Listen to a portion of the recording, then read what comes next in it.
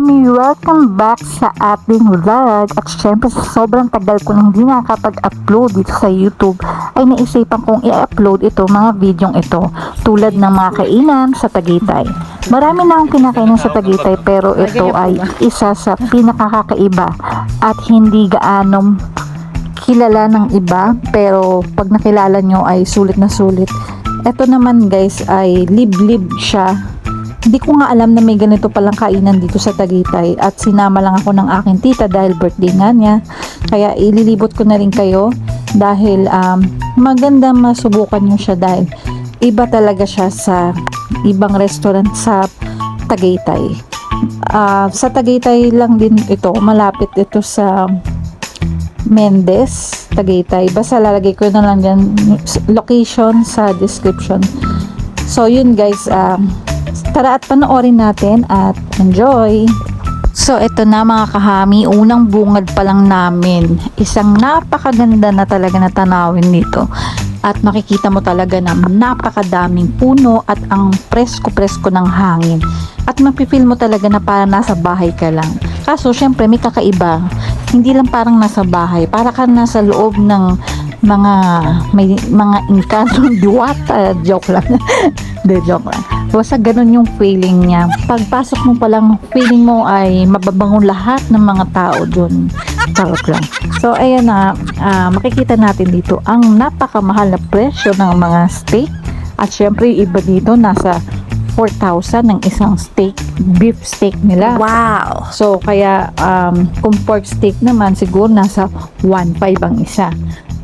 Tapos dito makikita nyo ay pwede kayong magdala ng laptop at pwede kayong mag-work dito, mag-meeting, di ba?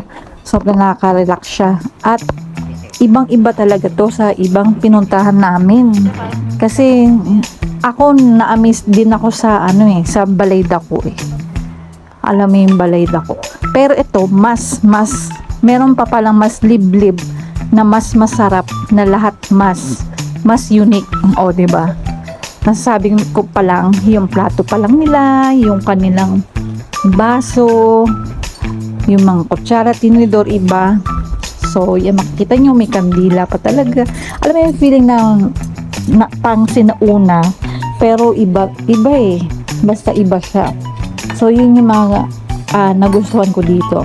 Kaya talagang nire-recommend ko talaga to. Maganda talaga na pumunta kayo at itry nyo naman yung mga liblib na hindi ko alam kung sikat ba siya. Alam ko sikat siya sa ibang tao, pero marami rin ang hindi nakakaalam nitong lugar na to. Kasi ako, miski ako, hindi ko rin alam na may ganitong lugar dito sa Tagaytay. Akala ko ang mga napupuntahan ko lang kasi yung mga bulaluhan, yung mga Starbucks, yung mga sa Tagaytay, yung mga dinadayuhan ng mga dayo. Pero kung galing ka na Manila, nakatira ka sa Manila, try mo pumunta sa ganito. Iba rin ang dating ng lugar na to. Kaya makikita nyo dito, umpisa pa lang pala itong pinakain namin. Kasi ang akala ko ay ito na yun. Meron pa palang ayan, pa steak. Taray. Ang sarap talaga ng steak nila, promise. Kakaiba yung steak nila. Pag uwi ko nga sa bahay, naalala ko pa rin yung lasa. Tinatry ko siyang gayahin talaga. Hindi ko alam. Hindi ko siya magaya talaga. Iba talaga yung steak nila dito. At ang kapal, sobrang kapal. Pag nakita nyo, sobrang lambot pa. Ayan, makita nyo. Yan siya kasarap. Tapos ito naman, isda to eh. Basta isda siya eh. Pero grabe, pag tikim mo parang, hindi isda, sarap din. Ayan. Papansin nyo no, walang sabaw sa mga ganitong klase ng restaurant no. Di tulad yung pagkakain ka sa kalendere may free sabaw. Alam nyo bakit walang sabaw? Kasi sabaw na ako eh. sabaw na ako. Guys, wala na akong maisip na masabi. Wala na akong masabi.